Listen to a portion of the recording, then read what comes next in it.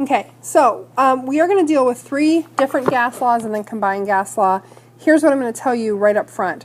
I don't care if you know who they're named for. I don't care if you know which one is Charles and which one is Boyle's and which one is Galil's. I don't care. What I care is that you're able to use them and that you understand the relationships mathematically. We're going to start off with a very simple idea. Well, I want to start off with a distinction first. And the distinction I want to start off with is about pressure. So we've talked about atmospheric pressure. I have this imaginary container here. This is supposed to be sealed, so you can make a little break in that line.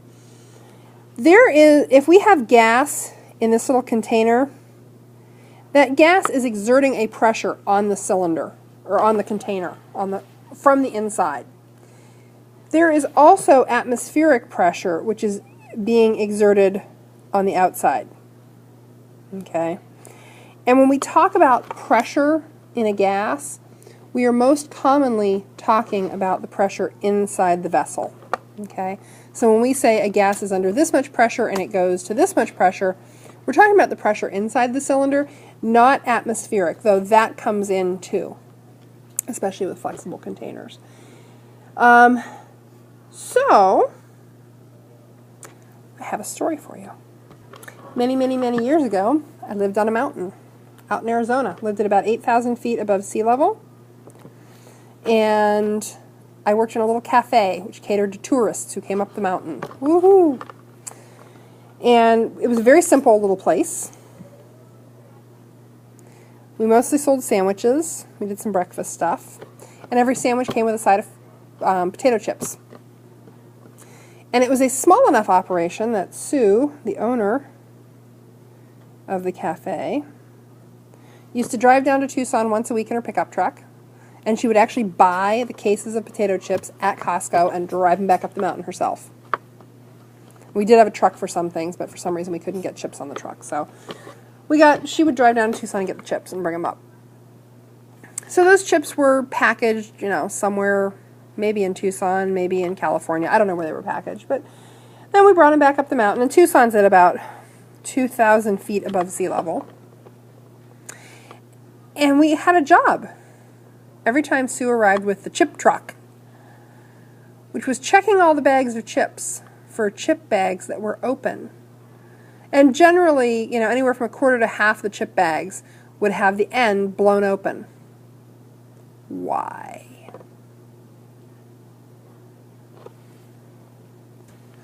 So, when these bags of potato chips were sealed up somewhere, maybe 1,000 or 2,000 feet above sea level, what was true of the pressure inside and the pressure outside?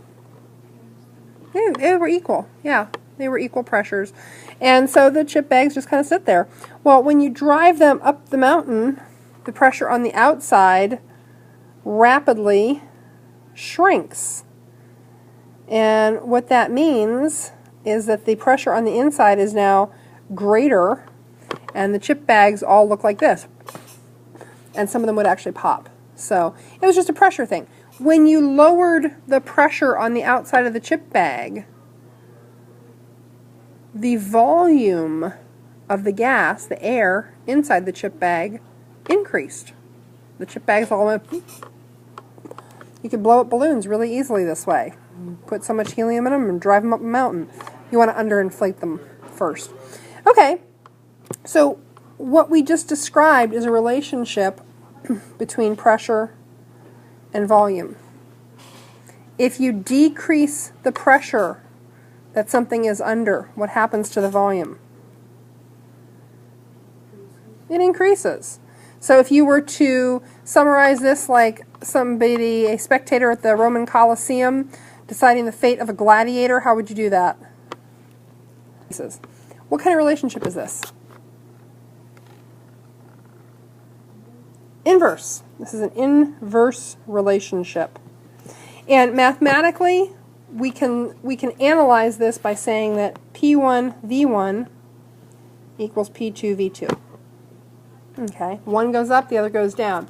And we can now predict for any sample of gas, as long as we keep the temperature constant, temperature is not changing here, we can predict the final volume or the final pressure that something will be under. So let's do a sample problem like that. If I have a sample of gas that is occupying a volume of 250 milliliters, we'll put a decimal there, and it is under 1.50 atmospheres of pressure, if I double the pressure on this, so, whoops,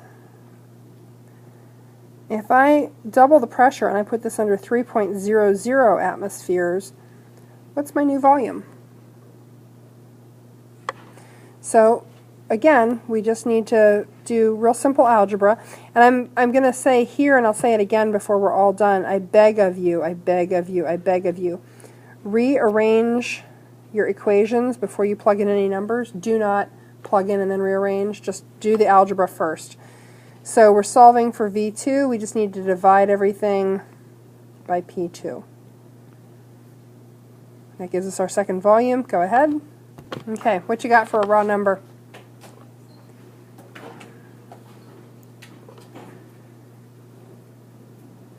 I have 125. What are my units here? Yeah, milliliters. A note about units for these problems. It doesn't matter what units we use. Okay?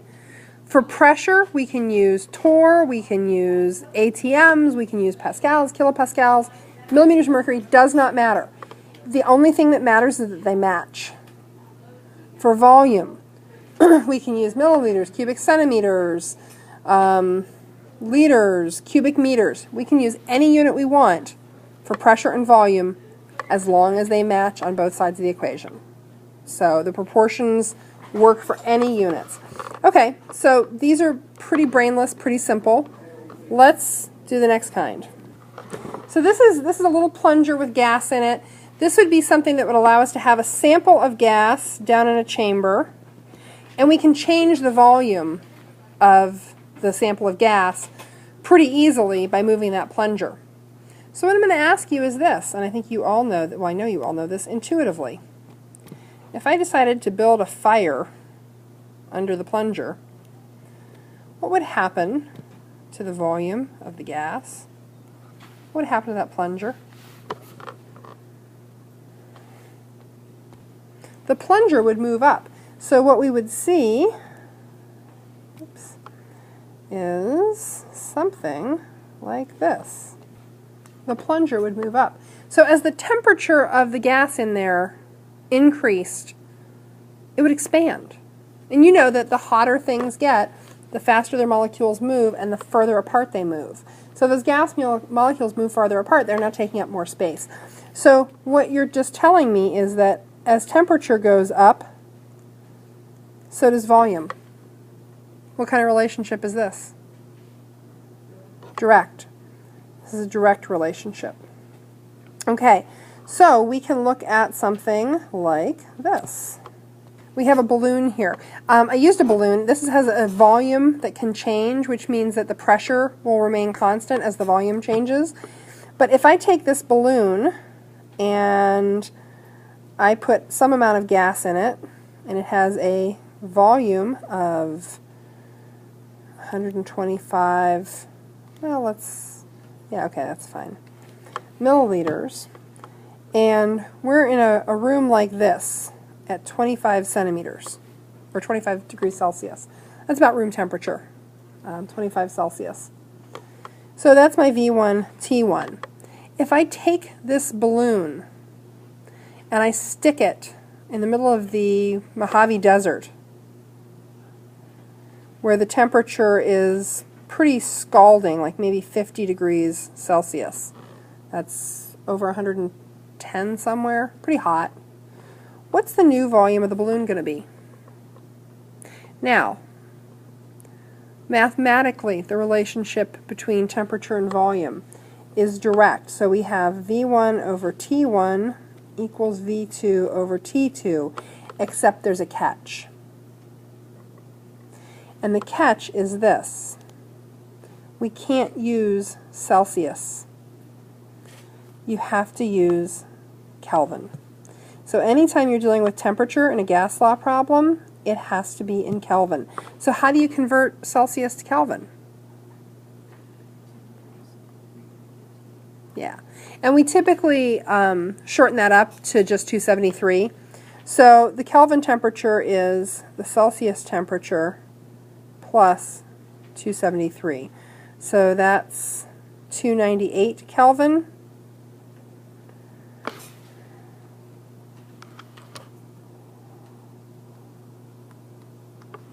And this is, what, 348 Kelvin?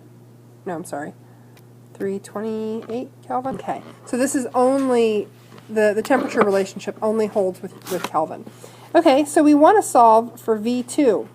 That's easy to do algebraically. Multiply both sides by T2, and we get V2 all by itself. Okay.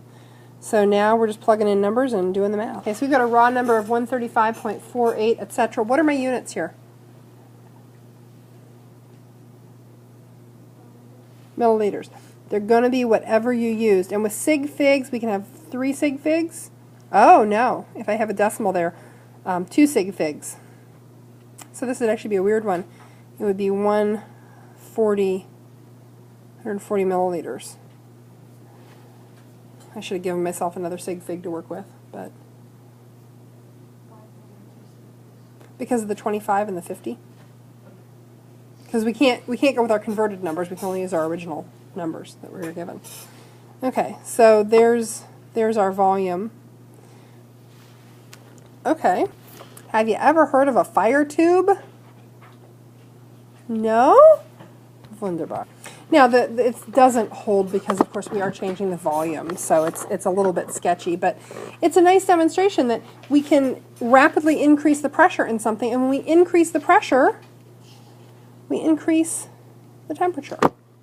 Okay? This has got some atmospheric implications, but we won't talk about those just yet. So the mathematical relationship that describes that looks like this. P1 over T1 equals P2 over T2. So when temperature goes up, pressure goes up. When pressure goes up, temperature goes up. When pressure falls, temperature falls. So actually, I will talk about the atmospheric implications of this. That's a cloud and some mountains.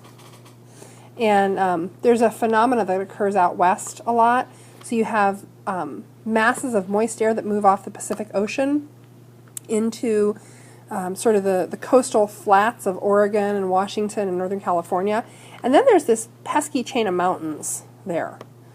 And when this air mass gets to the mountains, it only has really one option, which is, guess what?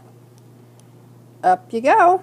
So it's called orthographic lifting. The air mass rises in elevation. Well, as the air mass rises in elevation, what happens to the pressure on the air mass? It decreases. So up here, that air mass is under considerably less atmospheric pressure, and it gets colder. Because pressure down, temperature down, pressure up, temperature up. And it gets colder, the water condenses, and the water tends to fall out. So you get this rain shadow effect. You get this lush vegetation all over the coastal ranges of California and Washington and Oregon, the beautiful rainforests of that area. And then by the time that same air mass gets over the mountains, it's dry, it's lost all its moisture, and you have deserts on the other side. So like inland Washington, inland Oregon are not lush and green. They are dry. They are semi-arid environments. That's all because of the pressure-temperature relationship. So the atmospheric implications of this are pretty significant, not so much for us, but they sure are for the Sierras and the coastal ranges. Okay, so we've got that P1 over T1 equals P2 over T2. Again with this, you can use any units you want for pressure. You can use torr, you can use millimeters of mercury, you can use pascals, kilopascals, atmospheres, doesn't matter. The only thing that matters is temperature, absolutely, positively, always, 100% of the time, has to be in Kelvin. Okay, it must be in Kelvin. So let's look at one sample problem with this, and then we'll go to the big shortcut. Okay. So we have some mass of a gas, some gas sample, and it is packaged up at 773 torr. So that's pretty much normal atmospheric. Atmospheric at sea level is usually given at about 760 at sea level on a normal day. So 773 is a reasonable atmospheric pressure. And this thing is containerized, and the gas is at 0 Celsius, so it's cold. We take it, let's say, up a mountain. We get it to some place where it's only under 511 torrs of pressure. What will the temperature of that gas sample be if we keep the volume constant? Thing here. I very intentionally selected one where we're solving for something in the denominator. 8 years of experience teaching, really pretty bright people. I mean, I get pretty bright folks in chemistry and physics. Has taught me that no matter how bright you are, no matter how good your algebra is, this is the problem you're most likely to screw up the algebra on. Because lots of really bright people who are really good at math still solve for the inverse of t. I strongly recommend that you do this the long way. And when I mean the long way, here's what I mean. Oh, let's see. If I multiply both sides by t2, that moves this out of the denominator. And now, I'm just adding what I'm doing currently in a different color. If I multiply both sides by t1, that gets rid of this. Okay, and then if I divide both sides by p1, hey, that gets me, whoops, divide both sides by p1, that gets me what I want. And now I have a finished equation. So, if you never ever make an algebra mistake, bless your heart, knock yourself out. But if you tend to screw up these kind of problems, which I can tell you 75% of chemistry students do, at least more than once on a quiz or test. Just do all the steps. Okay, so now it's just down to plugging in numbers. Okay, so we get a raw T2 of 194.596, etc. Oh, it is, and I punched it in wrong too. Okay, I fixed that, and the T2 we get is 180.469, etc. Kelvin. What's that in Fahrenheit?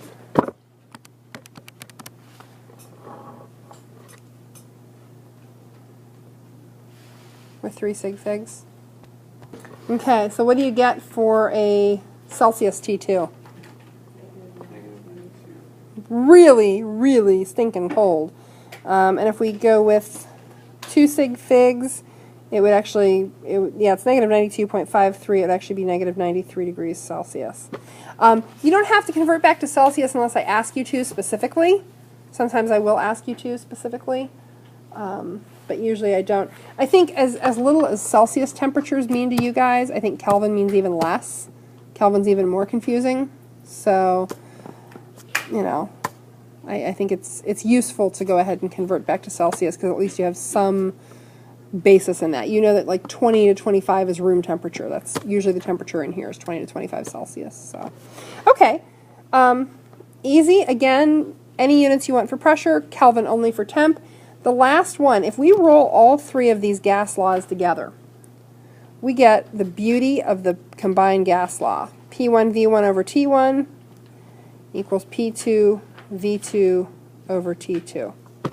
And the nice thing about this is, if one of these actually is already, it doesn't change, you can just remove it. So if the temperature stays constant, you pull out the temperature and hey, look at that, you've got the pressure-volume relationship. If the volume doesn't change, cover up the V's with your thumbs. You've got the pressure-temperature relationship. So you only actually have to remember this one thing, which I think is very nice. Again, nothing but 3-part algebra. At this point, I'm going to turn you loose to work on the homework problems. Like I said, let's actually say Wednesday for right. Oh no, they can't be due Wednesday. Let's say Thursday for right now. And yeah, that's it. So practice. That was, you know, all the gas law stuff in 20-some minutes. So.